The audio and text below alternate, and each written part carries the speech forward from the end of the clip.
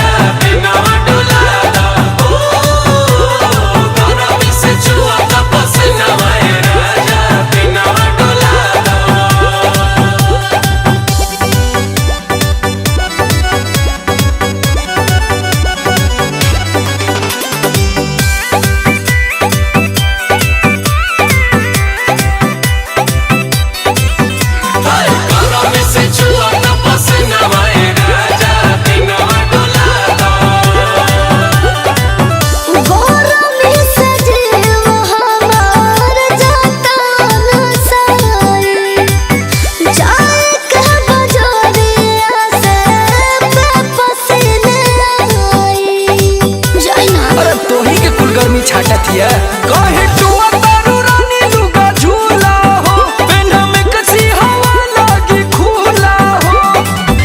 अपना दिमाग से धनिया हटा दा, गहरा में सचुआ तपस नवा राजा देनवा डोला।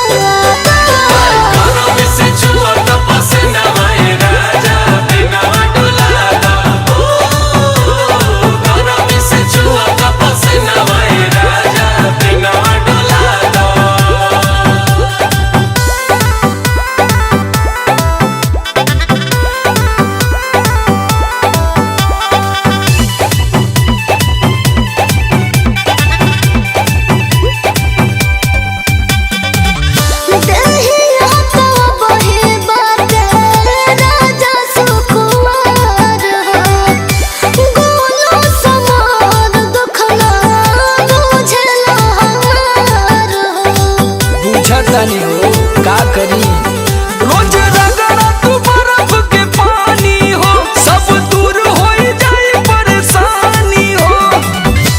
नहीं रुआइब झूठे कहलू रुलादा, गहरा में सचुआ तपस नवा राजा देनवा डोला।